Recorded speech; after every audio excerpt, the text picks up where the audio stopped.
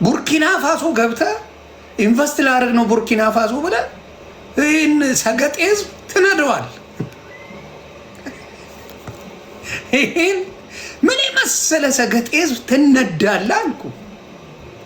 ቡርኪና ፋሶ የሄደበት ምክንያት መንሱሬ እቺን ነገር ሰምቷል። እስር ቤት እንደሚገባ ያውቋል። የሚያስጠይቅ ስራ ነው የሰሩት። ሰውየው ማፊያ ነው። የትኛው እነሱን ያገኛቸው ሰውዬ የተመታ ማፊያ ነው። ምን እንዳረገ ልዘግብ። ይሄ የተመታ ሰውዬ መኪናውን ተውሶ ነው ያመጣው ላስተዋውቅላችሁ ብሎ የተመታ ሰው የሆነ ቻፓ ከፈለ ላስተዋውቅላችሁ ብሎ ነገራቸው። እነዚያ ያውቁ። በኢትዮጵያ ምን አገባቸው ቻይናዎች? ምን አስመለከታቸው? ላስተዋውቅላችሁ በደንብ ይገዛል ምናምን አለና የሀገር መኪና አምጥቶ እነ ሰራዊት ፍቅሬ እነ ሰለሞን ቦጋለን መንሱር ጀማልማ እንዲሁ አየር ላይ የሚሰክስ ሰው ነው። ምድር ላይ እንኳን አይቀመጥም። የሱ ሳክስ ሰማይ ላይ ሁላ የሚሰክስ ይመስለኛል። እነ ካሊዶን ምናምን ሰበሰበና በቃ ያው መጥቷል መኪናው ምናምን ብለው አወዛግቦ ነጩ ቴም ፒፕል። አበሻ ደግሞ ምስኪን ህዝብ ነው። በቀላሉ የምታጭበረብረው በዓለም ላይ እንደ ኢትዮጵያዊ የለም። በቀላሉ እኔ እንዲህ በየምተኛው እግዚአብሔር ይመስገን ሰውን አጭበርብሬ ስለማላውቅ እግዚአብሔር በሚያውቀው አላጭበረብርም። ያራድዬ ልጅ ያራዳ ልጅ አጭበርባሪ አይደለም። ለምን ለአንድ እንጀራ ብለህ በሰቀቀን መኖር የለብህም። እኔ እንደዛ ነው ማምነው። ለአንድ እንጀራ ብለህ በሰቀቀን አትኖር። ሀብታም መባልን የሚወዱ ብዙ ሰዎች አሉ። ስማችሁ ሲጠፋን ያየ ነው። አንዳችሁም ሀብታም ነን ብላችሁ ስማችሁ ያልጠፋ የለም። ሀብታምነት ለራስህ ጉራ አፈር ከደሜ የከተታችሁ ብዙ ኢትዮጵያውያን አላችሁ። የሀብታም ስሙን ይወዱታል።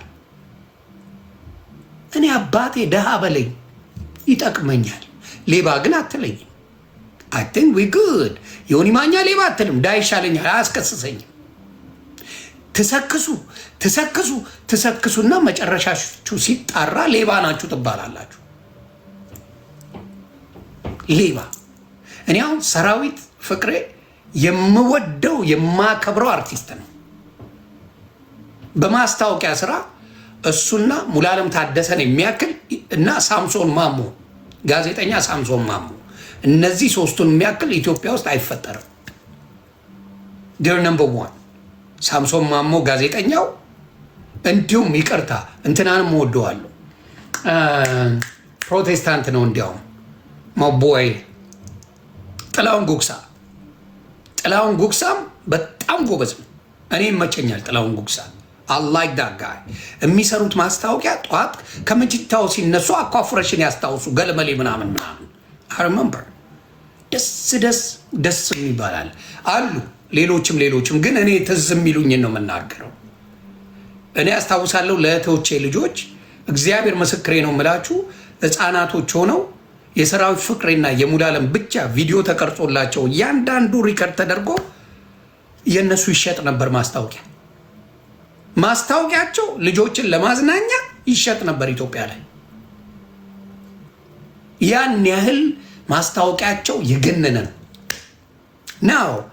ማጭበርበር እያለ ደፍረው ሰሩ እነዚህ ሰዎች። በፍጹም ሰውየው በአናታቸው ተክሏቸዋል። ሰውየው ማፊያ ነው። ጋሽ ውብሸትም ትክክል እና ማፊያ ነው። እግዚአብሔር ምስክሬ ነው የምለው ምንድነው ይሄ ሰው መጣ፣ በውሰት መኪና መጣ፣ በቃ ወዲያው ነው የሚደርሰው አለ። አዋከበ፣ ጊዜ ቀነቀጠሮ አስያዘ። ያንን ክፍያ ቀድሞ ከፍሏል። የኢትዮጵያ ሕዝብ ፋርሸት እንደሆነ ያውቃል። በርካሽ የሆነ ነገር ይሸጥላል ሲባል ሮጦ ገንዘቡን የሚሰጥ ነው በእምነት ገስዋት። ይሄ ምስኪን ሕዝብ ተበላ። ለምን? በእኛ ባህል ሰው ማመን አለ። በፊት እኮ አሜሪካን ሀገር የሚኖሩ የድሮዎቹ ሲነግሩኝ እግዚአብሔር ምስክር የሆነ 2000፣ 3000፣ 5000 ዶላርም ለቤተሰብ ስጥልኝ ብሎ ስልክ ነው የሚሰጠው። ገንዘቡን ሰጥቶ ነው የሚሄደው። አሁንም ድረስ አለ። የሆኑ ዶክመንቶች የሆነ ነገር እባክህ ለቤተሰብ ስጥልኝ ተብላ ከዚህም ይዘህ ትሄዳለህ፣ ከዛም ይዘህ ትሄዳለህ። አታውቀውም። እምነት ኢትዮጵያ ውስጥ በጣም ነበረ። በጣም እምነት ነበረ ኢትዮጵያ ውስጥ። መተማመን ነበረ። መተማመን ኤክስትሪምሊ መተማመን ስለነበረ ይሄንን ነገር ባህላችንን ቶሎ ለማስቀረት ከባድ ነው።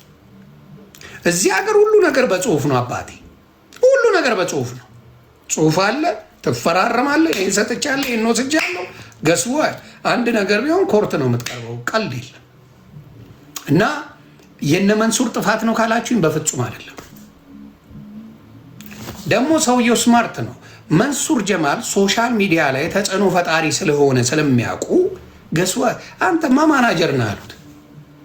የሆነ ፍንቴክ ላይ ምናምን ነገር በቃ ተቀውጠዋል አሉት። መንሱሬ ደግሞ ታውቋታላችሁ። ሳክስ ከሷ ነው የምትገዛው ራሱ። አሁን የሚበልጡት መጡ እንጂ መንሱር ሳክስ ከሱ ነው የሚሸጠው። ሳክስ ይሸጥልሃል መንሱር።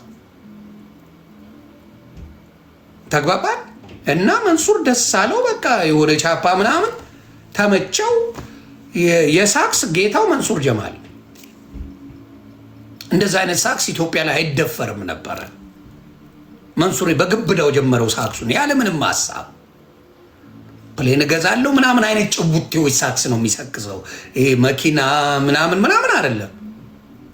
የመጀመሪያ ኢትዮጵያ ፕሌን እገዛለሁ ብሎ መኪና የሌለው መንሱር ጀማል ነበር። በአድናቂው ነኝ እኔ። የመጀመሪያ ኢትዮጵያዊ ፕሌን በቅርብ አመጣለሁ ብሎ የገዛ መኪና የሌለው ሳክሰኛ መንሱሬ ናት። በጣም ብቃት አላት። ያሳምናል። ጎበዝ ነው። በቃ ትሰክሳለህ ማለት ነው ጥግ ድረስ። እና ምን ሆነ ችግሩ ምንድን ነው? አሁን መንሱርን ያዙት። ኮሜርሻል ፕራይቬት ጀት እኮ ነው ገዛለሁ ያለው። እንደዚህ አይነት ድፍረት ደስ ይላል። ዋጋውን ራሱ አይ ዶንት ቲንክ ሂ ጉግልድ ኢት። ፕራይቬት ጀት ምን ያህል እንደሆነ የት እንደሚያስቀምጠው የት ቦታ ሊሆን እንደሚችል ምናምን አላወቀም። ምንም አያውቀውም። ዝም ብሎ ይሰጣል አድርጎ። በሱሱ እኮ ሳክስ ችግር የለውም እንዲያደርጋለው እንዲህ ምናምን ይኖራል፣ ግን ጥቅም የለው። የአዲስ አበባ ልጅ አይሰክስም። ግደለኝ አንወድም። የአዲስ አበባ ልጅ ስከሳ የሚችለው ቺክ ላይ ብቻ ነው። አልዋሽም። አዲስ አበባ ተወልዶ ያደገ ሴት ልጅን በምላስ ይጠባል እንጂ ይሄ በዚህ ወጥቼ እንደዚህ ምናምን አደባባይ ላይ ወጥቶ የሚሰክስ አንድ ሰው አታመጣም። ብሪንግ ወን አንድ የሆነ መላጣ የሆነ ወባ የስ ዌይ ኖ ዌይ የሚባለው ላይ የቀረበ እብድ አለ። ምንድነው ዴቭ ሳክስ የሚባል ፊቱ ስታየው ራሱ የቤት ልጅ ነው የሚመስለው። አሰካከሱ የቤት ልጅ እየተባለ ያደጉት ትን ኩኪስ እያበሉ ያሳደጉት ነው የሚመስለው ስታየው ራሱ እንኳን ጋንግስተር ሊመስል ገብቶ ተበጠረቀ ነው ማለት ብትጠይቅ አዲስ አበባ ልጅ አይደለም። ምክንያቱም አይችልም። የአዲስ አበባ ልጅ መሰከስ አይችልም ነው። አይቻ አንወድ ምክንያቱም ጥቅም የለው። እናውቀዋለን። ነገ ያስባትታና ገባ። ስለዚህ አይመጣው። ሌላው ግን ከገጠር የመጣ ጣጣ የለውም። ይበጠረቃል አልኩ። ጥግ ድረስ ነው የሚበጠረቀው። ነገን አያውቅም። ሼመኛ ነው የሸገርዬ ልጅ አይበጠረቅ። እና ምንድን ነው መንሱር ጀማልን ሶሻል ሚዲያ ላይ ስላለ እንዲሁም ደግሞ ሌሎቹ የራሳቸው ስራ አላቸው፣ የራሳቸው ነገር አላቸው። መንሱሬ ተፍተፍ የምትል ናት። የራሷ ነገር የላትም። በተፍተፍ ጎበዝ ናት። እዛም እዚህም እያለች ብቻ የሆነ ቻፓ በተወሰነ መልኩ ይዟል። ስለዚህ መንሱር ለአንተ ስራ ብንሰጥ የሆነ ቦታ ስራ አስኪያጅ ካረግነ ገስዋት ይህን ታደርጋለህ ባለ 3 ወር ምናምን ተሰከሰ ያ ነገር። ህዝቡም ያንን ነገር ተቀበለ። አሁን ሲባል ሰውየው ጠፍተዋል በሙሉ። እነዚህ ሰዎች ሲያስተዋውቁ የነበሩትን አንገታቸውን ተይዘው ሸቤ የሚያውቁት ነገር የለም። ግን በመሃል ሰውየውን ይጠይቁ፣ አረ እየመጣ ነው ምናምን ይላቸዋል። እሱ ቻፓውን እያመቻቸ ነው። ቻፓውን እያመቻቸ ነው። ሌላ ማን ነው? ይሄ የዩኒቲ ኮሌጅ በፊት ባለቤት ዶክተር ማን ነው? ስሙን ጥሩልኝ። ዶክተር እሸቴ ነው ማነው የዩኒቲ ካሌጅ ባለቤት የድሮ የቀድሞ ማነው ስሙ? ፍስሐ እሸቴ፣ ዶክተር ፍስሐ እሸቴ እባካችሁ አድርሱልኝ። እኔ ስልክ ብደውልለት አናነሳ ብሎኛል። ዶክተር ፍስሐ እሸቴ እጅግ ያሳዝናል። እኔ የኢትዮጵያ ምስኪን ህዝብን ለፍቶ ጠፍ አድርጎ አዳሪን የኢትዮጵያ ህዝብን ቤት እንሰራላቸዋለን ብሎ ከእያንዳንዱ ከ1.6 እስከ 2.3 ሚሊዮን ብር ተቀብሎ በጣም በብዙ ሺህ የሚቆጠር ኢትዮጵያዊ ገንዘብ ይዞ ወደ አሜሪካ ተመልሷል። እጅግ ያሳዝናል። እጅግ የሚዘገንን ብር ይዞ አሜሪካ ገብቷል። ተዘሳድ ለምንድን ነው ኢትዮጵያውያኖችን ምንድን ነው ስሙ? ሪል ስቴቱ ምን ይባላል? ጻፉልኝ ከስር። ዶክተር ፍስሐ እሸቴ ምን ይባላል? ጻፉልኝ ከስር። ሪል ስቴቱ ብዙ ሰዎች እኔ ጋር መጥተው ኮምፕሌን አድርገዋል።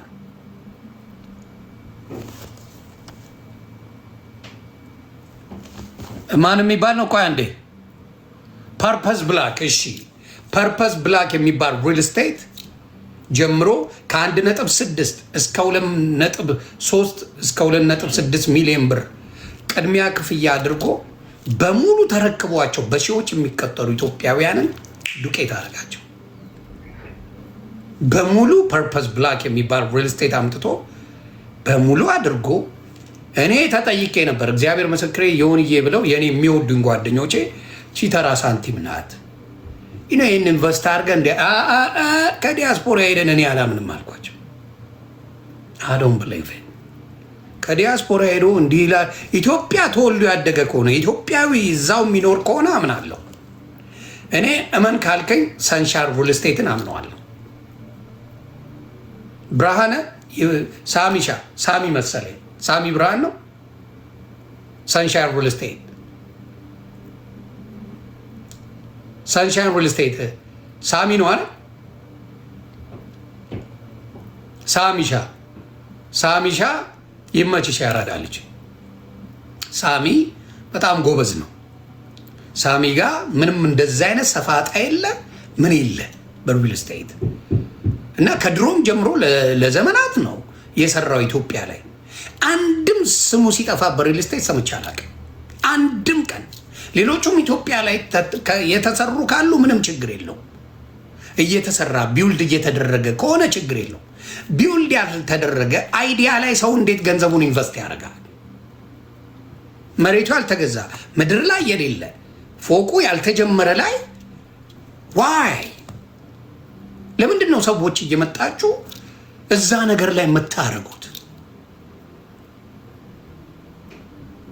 ምድር ላይ ያላያችሁትን ነገር ሀሳቡን ብቻ ገዝተናል ብላችሁ ብራችሁን ሙልጭ የምትደረጉት ለምንድን ነው? ስለዚህ ሻራውቱ ሳሚ ሪል ስቴት ሰንሻይን ሪል ስቴት ታንክ የኢትዮጵያ ሕዝብን በትክክል ለኢትዮጵያ ሕዝብ ኢንቨስት አድርገ የቤት ባለቤቶች ስላደረግ ታንክ ዩ አሳሎቹ ማብሮዳ በጣም በጣም እናመሰግናለን። እግዚአብሔር እጥፍ ድርቡን ጨምሮ ይስጥ። ገንዘብ የሰው ገንዘብ የለብህ ምን የለብህና እጅግ አድርጌ አመሰግናለሁ።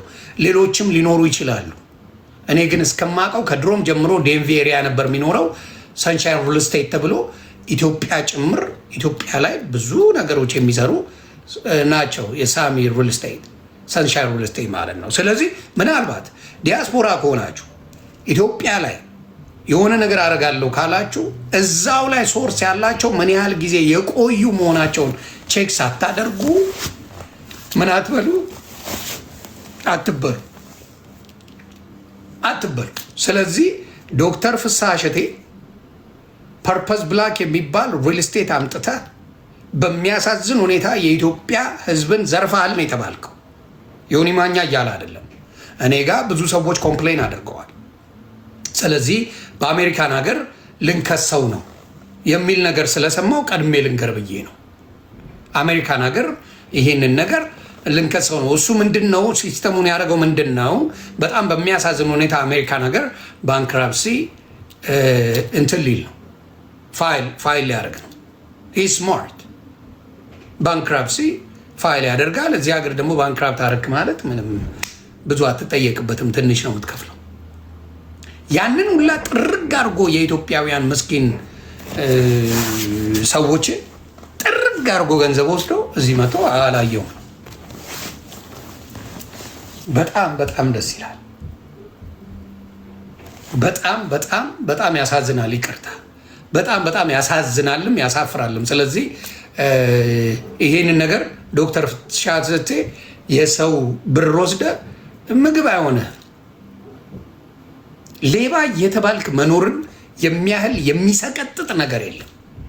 አጭበርባሪ ይህ ማሳክሳ ነው አትመነው ተብለ የምትኖረው አይበላ ቢቀርስ እኔ እኮ ሰው ሊናውን በዛ ደረጃ ለምን ይሸጣል? አሁን እኔ እግዚአብሔር ምስክሬ ተታለው ነው የምለው።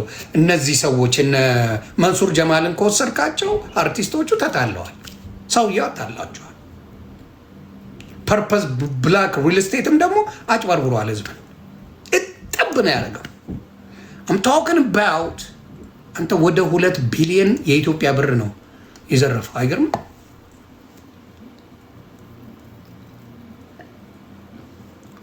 2 ቢሊዮን የኢትዮጵያ ብር በዶላር ስንት ነው እንግዲህ አስቡት እናንተ።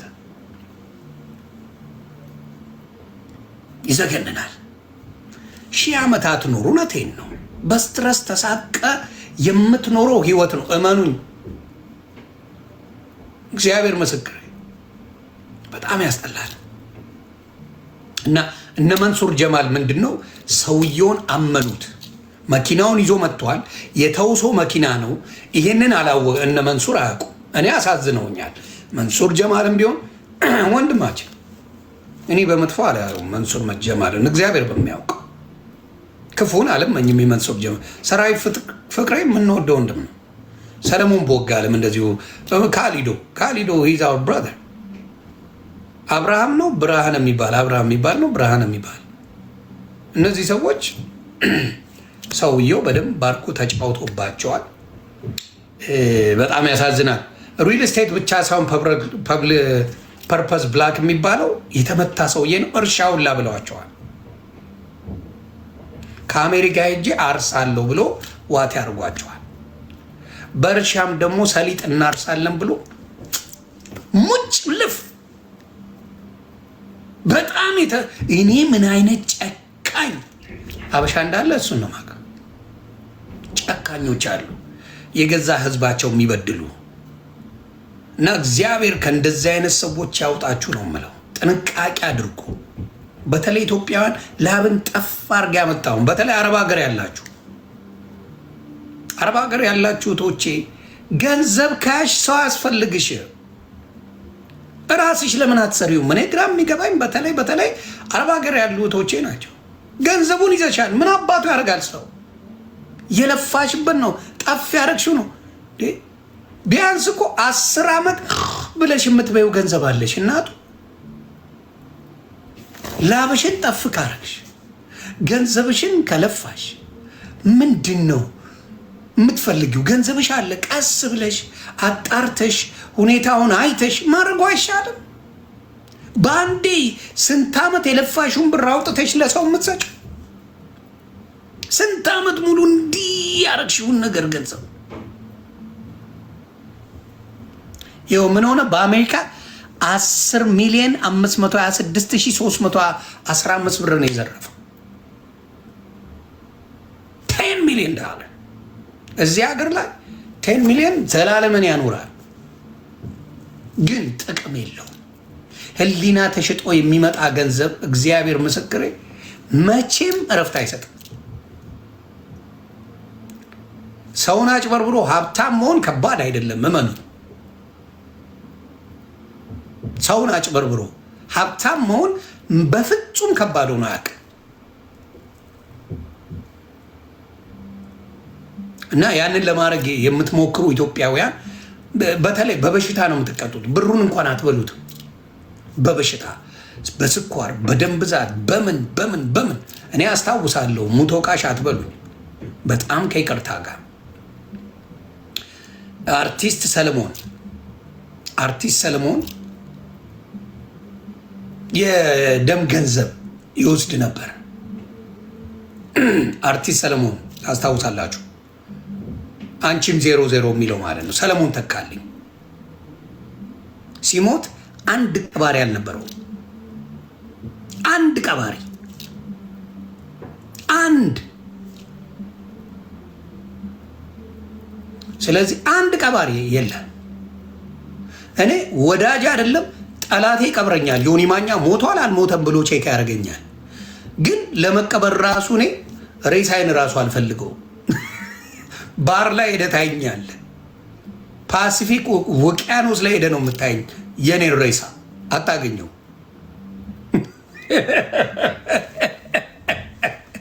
ለቀብር ራሱ እንዳልመች ነው ማድረግ። የኔ አባት አልመች።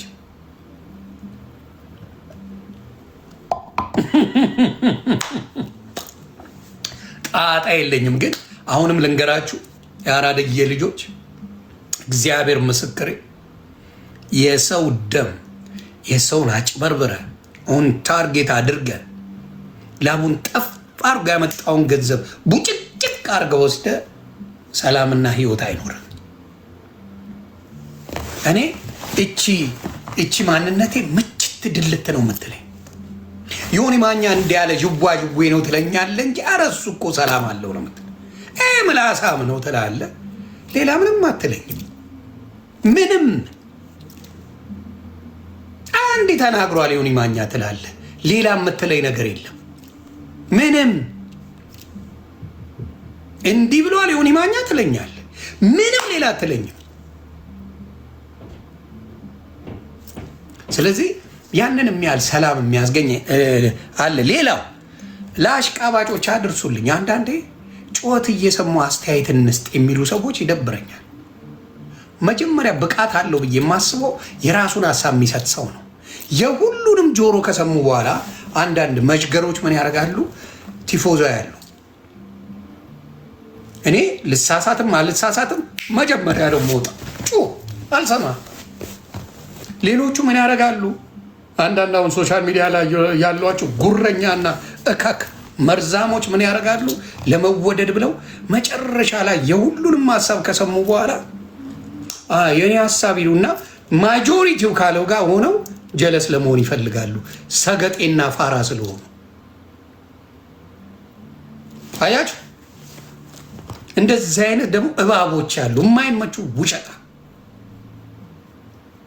ውሸታሞች የራስን ሀሳብ ነው መስጠት ያለብህ። እኔ አሁን በሀሳቤ የአዶናይ ነገር አልተመቸኝም ነበር። በቃ አሜሪካ ምን ያነቃቃል በሚለው ግን ሰው ምን አለ? አይሆን ይሄ እኮ ልጁ ምንም ክፋት የለው፣ ይሄ ነገር እኮ የሚሰራው ሊጠቅም ይችላል፣ ከአንዳንዶቹ ሊያስተምር ይችላል።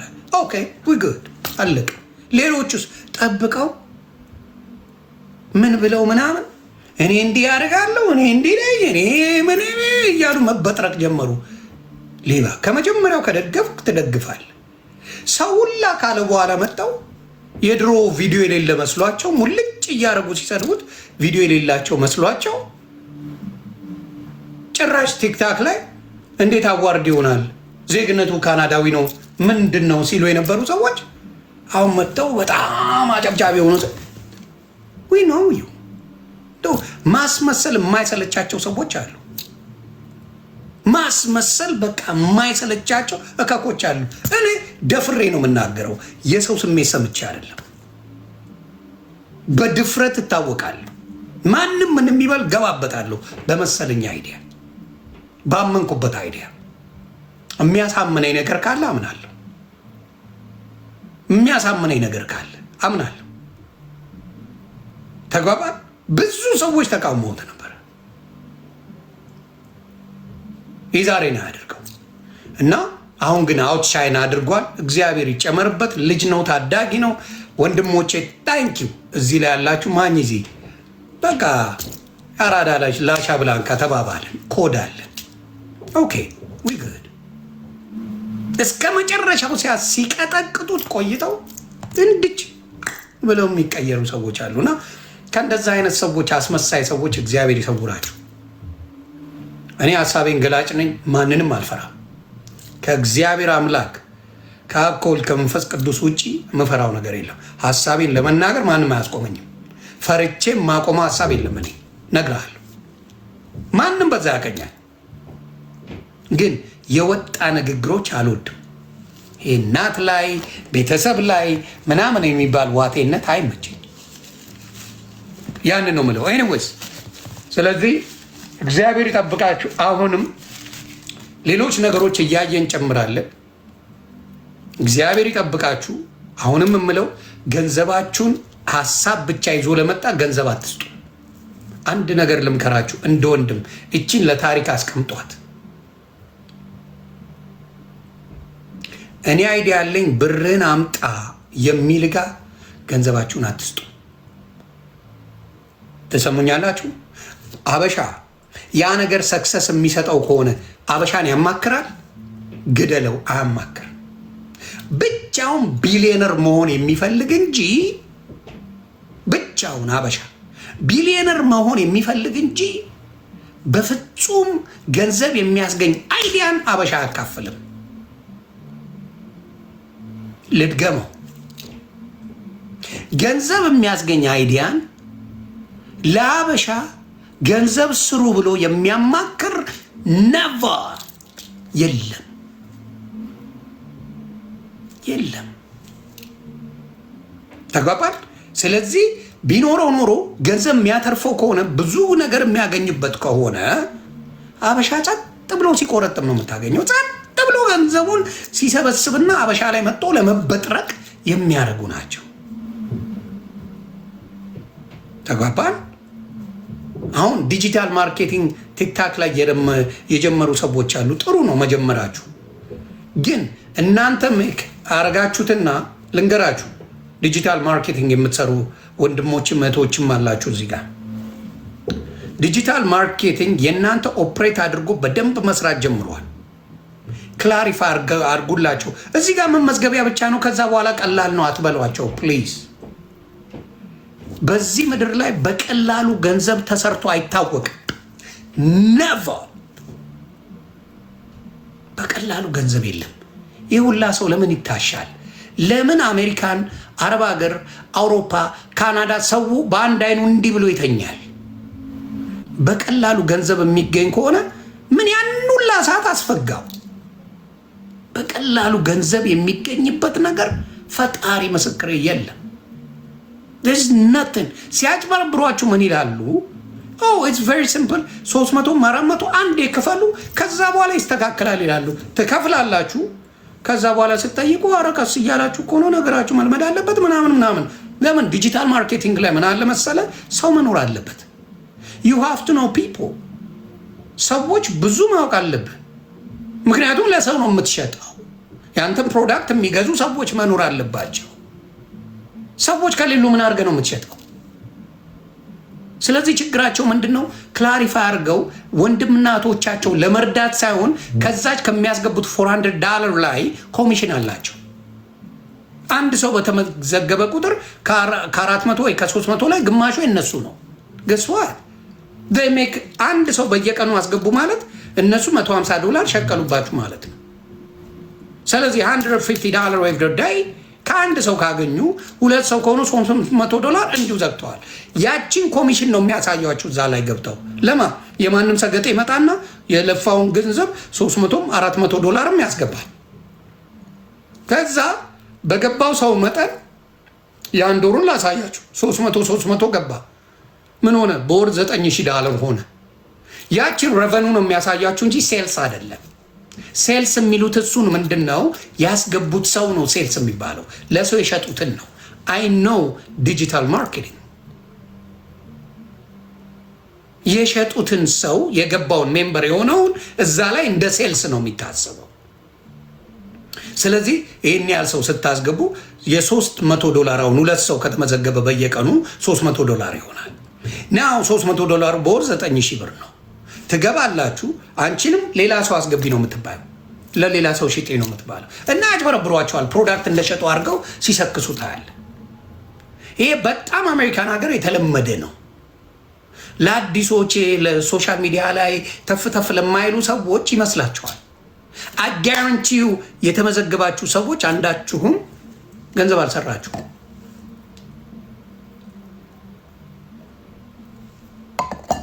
አንዳችሁም ገንዘብ አልሰራችሁም። እና እባካችሁ አብዛኞቹን ሀበሻን ለመርዳት ሳይሆን ከሀበሻ ገንዘብ ለመውሰድ የሚሰሩ ናቸው።